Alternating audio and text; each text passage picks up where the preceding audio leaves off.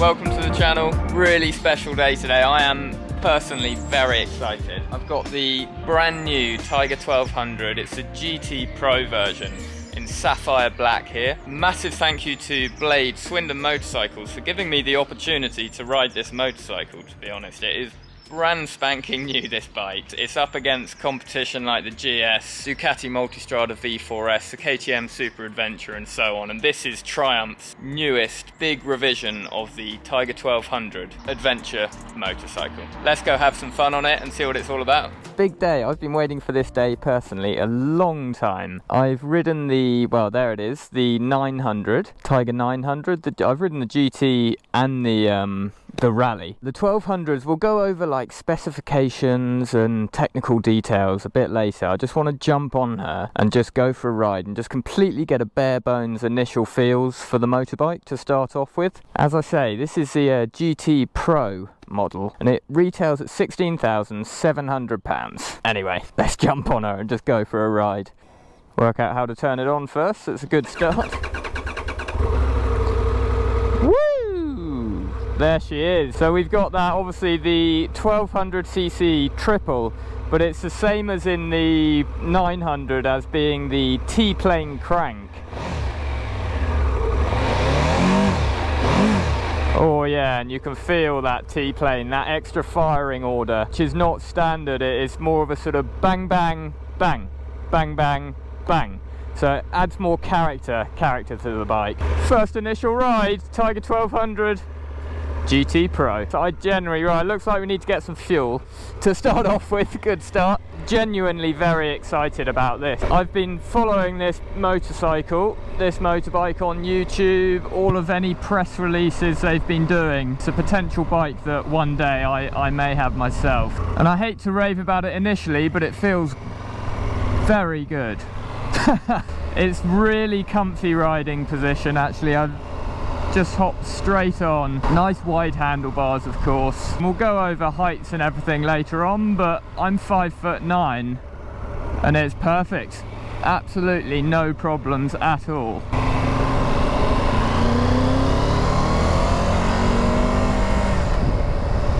Yeah, you can definitely feel that T-plane crank in it. It's not like a standard triple where it's really smooth. There's definitely some character there low down, you know, reminiscent of the GS or a twin. There's the definite vibes there, but to me that's a really good thing. It gives it character. I struggle with bikes when they're too smooth, but the vibes on this, they're not like a really quick vibe that you're going to get numb hands. Describe it more as a sort of throb, I suppose, and they're not intrusive at all. It's actually really nice. It's more meaty than the 900 initially. They're smoother but more pronounced. Really unintimidating. This is almost crazily easy to ride, seriously. I did ride a BMW GS the other day, and initially this is much easier. A big adventure bike to be good in town is quite rare. Yeah, I'm really liking the feel of this after just 2 minutes of riding. There's keyless ignition as well as the fuel cap as well, so you don't need the key to open the fuel cap, which is just a little added technical practical convenience. Test out whilst we're here the keyless setup. So the key's in my pocket just here. Yeah, very nice. Lift that latch up, pull up, straight in. I like that. You don't have to fiddle around with keys, etc. Anyway, let's get some fuel in the girl. The GT models, you get three. You get the GT, which is the lowest spec model, then the GT Pro, which is what I have here, and then you get the GT Explorer. Now the difference between the Explorer to the GT Pro and the GT is the GT Explorer, excuse all of these different GTs and explanations, has a 30-litre fuel tank and it has blind spot detection radar. But we'll get into that in a bit. Just walking back out, I really like the looks of it. In black as well. I wasn't expecting to like the black. The daytime running lights look really nice as well. Right, let's go get some roads. What's she like on a motorway or dual carriageway we're on now? Just heading to some country roads. Can tell you just on a few roundabouts there, this is the GT are more road focused than the Rally spec. It handles really nicely. You can actually really dig it into corners. A fair bit more than I was expecting to be honest. But yeah, we're just on some quicker roads here. The screen I really like about this bike is, I'll just show you, there's no like whiz wheel like on the GS, which you have to twist to move the screen up or down, and there's no latch here, for instance, on the Ducati Multistrada that you have to push up and down. This is probably one of the best screens out there. Literally just pushed it, and then you pull it back up, one hand, one finger, and it actually, if I put it halfway, it stays in place. So what, we're going 74 now. It's very good wind protection, very comfortable. I could do this for a long time. Wind it on. Oh, it sounds nice. That T-plane, the higher revs. Oh yeah, it's really comfortable and planted for cruising on quicker roads. Obviously you got cruise control here, so let's give that a whirl. Yeah, set there, no hands, look. And then just a dab on the brakes to cancel that. Then you've got the added sort of plastic wing bits at the front there, which seem to direct the wind quite nicely sort of off your torso and shoulders, which is nice. Another thing to mention on these quicker roads is that T-plane crank and the vibes, because I know a lot of people, or some people, may be worried about the smoothness, because the previous Tiger 1200 iteration was incredibly smooth, that triple. Nothing to worry about here, guys. There are some slight vibes, but in the way that it's a motorbike, there can't not be vibes. It's really comfy for cruising. Long smooth corners. Oh yes, very confidence inspiring, and the brakes, the anchors work. Yeah, it feels nice in the corners. To be completely transparent, I'm not like a really good in case you thought I was, I'm not like a mega quick motorbike rider. Yeah, this has filled me with confidence. Yeah, I mean, there's not going to be any problem for overtaking. We've got 150 brake horsepower, 130 Newton meters of torque. My initial thoughts is the handling, actually.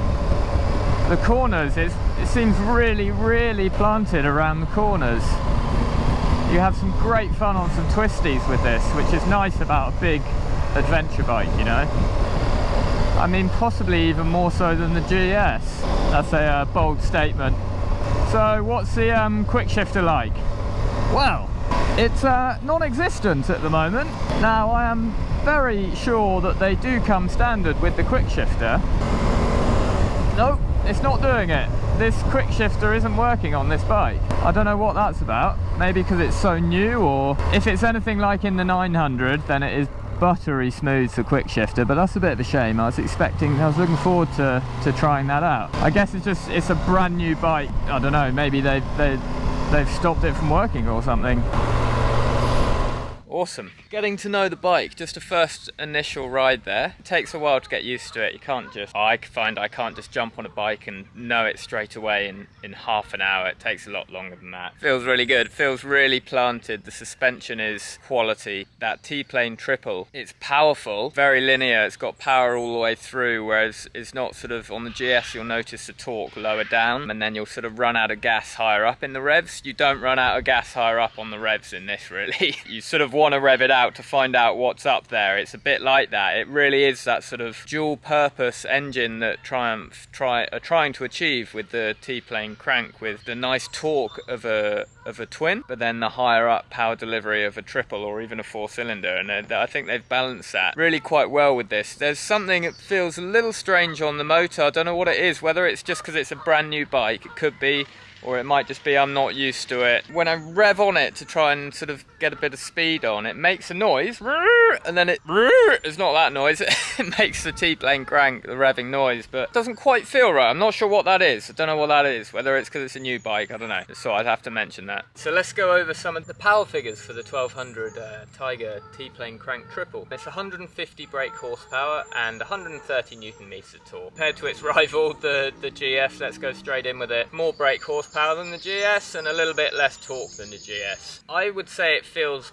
quicker than a GS, but obviously that torque, you can feel the more torque lower down in the revs range with the GS. Compared to the Tiger 900, the 1200 has 58% more power than the 900, and it's only 10% heavier, which I think those figures, think about those figures for a minute, that's amazing. More than half the amount of power more and not much heavier. So yeah, you can imagine this bike's a fair bit more powerful than the 900. Once that engine's loosened up a bit and it's not such a new motor, it would be really sweet. It's really nice for cruising. Down low you do get slight thrums from the T-plane crank, but I actually find that quite nice. And when you do get on it higher up in the rev range, you just want to chase it. It is pleasurable to chase out that the power band and get higher up in the revs. So one of Triumph's major claims and feats to benefits to this bike that they've done is the weight. They've shaved 25 kilograms of weight off of the previous Tiger 1200, and it's actually 17 kilograms, this bike, lighter than the GS. And actually once you've spec'd the bikes out similarly, it's even less than 17, even more than 17 kilograms, excuse me, lighter than the GS. They've done a really good job of that. That's a lot of weight, and let me demonstrate that. I didn't actually plan this at all, but lying around, I used to do a bit of work with cement. There's a bag of dry mortar, and this is 25 kg or a little bit less. I know you can't feel it, that would be tricky, but you can hear it. That is a lot of weight, and they've managed to get rid of that. I tell you, you can feel it immediately when you get on the bike. And when you're riding it, it's actually a little bit confusing. It's a big adventure bike. It's nice and light and a lot lighter than before. You do notice the weight loss. Okay, so on to the seat height. The GT models are lower than the Rally. The Rally is slightly higher. I believe it's 890, the Rally. I'm on its highest setting, but the GT's is from 850 and it's adjustable up to 870 millimeters. I'm 5'9", so I'll just jump on the bike now and you can get a perspective of how it feels. So the floor's actually on a bit of a slant here, but yeah, I'm on my not completely on my tiptoes. I can sort of just about on the balls of my feet. For an adventure bike of this size, I'm quite comfortable with it like that. It's a good seat height, and the tank's not too wide. It's very comfortable. Okay, so let's get on to these bad boys up the front. These front brakes, they are really nice. The best brakes I've ridden on a motorcycle. They're Brembo M430 Stylemma calipers, two double 320mm discs up front, and yeah, the feel, the bite, the progression when you come harder on the brakes, all really nice. They are top-notch brakes. So coming on to the rear brakes, if you can see these all right, it's a Brembo single piston, single disc on the rear, 282mm, really nice feel to it. The suspension is trick as well, top of the range. It feels really nice on the road. Gets those the bumps and the potholes and undulations in the road. It picks them up really nicely and flows with it. Yeah, and you can really dig into the corners. It's nice. So they're actually using Showa semi-active suspension up the front, so it's semi-active on the damping up the front. They are 49mm forks with 200mm of travel, and I believe on the Rally editions, the Rally Pro and the Rally Explorer, there's an extra 20mm of suspension travel as well, the more off-road and trail riding. So just coming on to the rear suspension, it's Showa on the rear as well, and it's a semi-active damping monoshock, but it's also automatic electronic preload, so it does the preload for you automatically on the rear, as well as the damping being semi-active, which is yeah, most systems are just the damping, not the preload, so that's quite a clever system. So the wheels on the GT models, they roll on 19-inch front and 18-inch rear. On the Rally models, it's a 21-inch front and an 18-inch rear, just for the more off-road biased, the 21-inch to soak up the bumps. But this 19-inch, the GT Pro, it handles really nicely on the road. I was very impressed. Really nice around the corners, very settled, and digs in really nicely as well. Triumph are actually saying they expect to sell 60% GT models, more road biased, and 40% of the Rally, which I guess it makes sense. I'm surprised it's not a little bit more, but I mean, who really takes their nearly £20,000 once spec'd up adventure bike off-road? I guess actually a lot of people would with this bike. Feels like it could, and the Rally, from what I've heard, sounds like it'll be really good off-road. So guys, actually another thing to mention before we hit the road again is the rear swing arm. So it's obviously a shaft drive motorbike like the GS, but it's actually, they've gone to a twin-sided tri-link aluminium swing arm, which is basically to save on weight, and I believe it is a bit stronger than a single-sided swing arm as well. Looks wise, look, a single-sided swing arm looks really cool, but actually I think this looks very technical. I almost prefer the look of this. So another thing on the GT models that's different to the Rally, on the GT you get cast aluminium wheels, whereas on the Rally they are spoked wheels. So it always takes me a while to get used to new motorbikes, but so far I am very much liking the feel of this. It's literally a brand new bike this, so the engine's not had time to loosen up, but I'm just going to put it into sport. So if you go on the mode button here, and then you've got this toggle here. There we go, in sport. Look at these feels. Springtime in the UK now.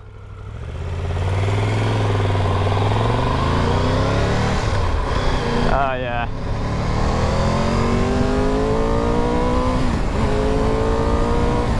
Yeah, it's pokey.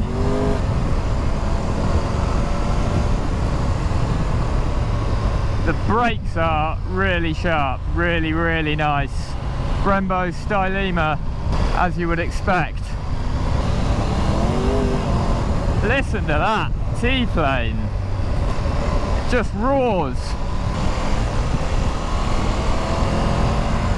The suspension is dealing with these bumps. This is pretty bumpy road. It's just lapping them up. So I would say you can notice it is, you know, it's a 1200 big adventure bike. Yeah, you can really hustle it.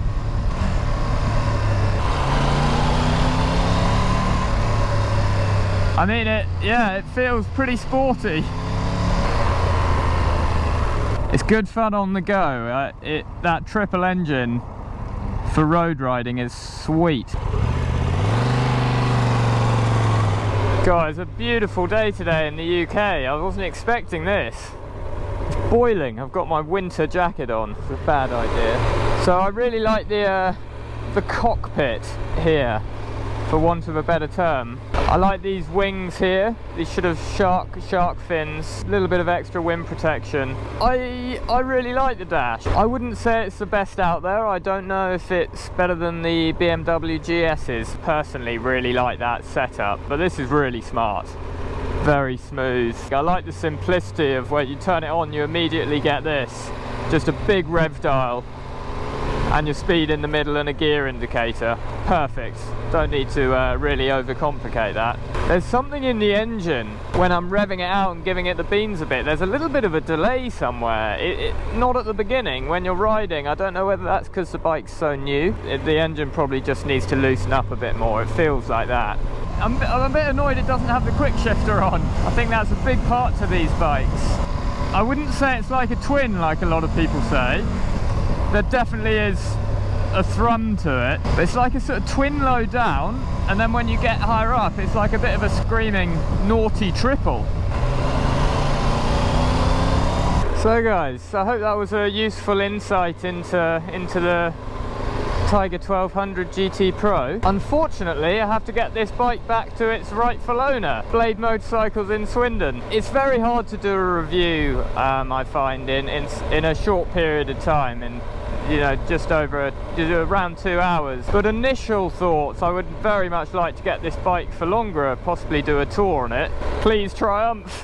That would be fantastic. But Triumph have done a really good job. If I'm being totally honest, I need to get used to the engine a bit more. I don't know what it is. There's something there I'm not 100% gelling with. It's really nice, but that may just be personal. I need time riding it. Like you can see, we're in 4th gear here, going 33 miles an hour, 2,500 revs, and that'll rev all the way up to 9,500 revs, and you'll be going probably over 100 miles an hour. So it's a really tractable, smooth engine. I prefer the looks, I still do prefer the looks of the Rally versions, the Rally Pro and the Rally Explorer. However, Blade Motorcycles Swindon, they have added on, doesn't come with standard, these extra bars here, and I think They look really good, especially with the bars.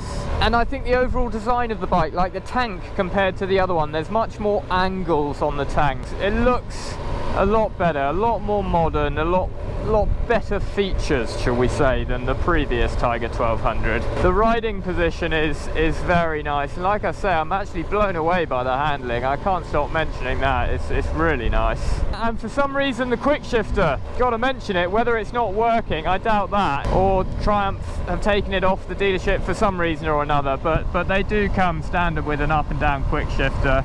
And like I say, if it's anything like in the 900, it is very, very smooth and nice. I'm in the same place again. I always end up near airports for some reason. See, I need time to get used to bikes. I'm enjoying this a lot more than 45 minutes ago now. Got loads to go. It's not absolutely insane, but there's plenty there. You could have some real fun touring on this machine.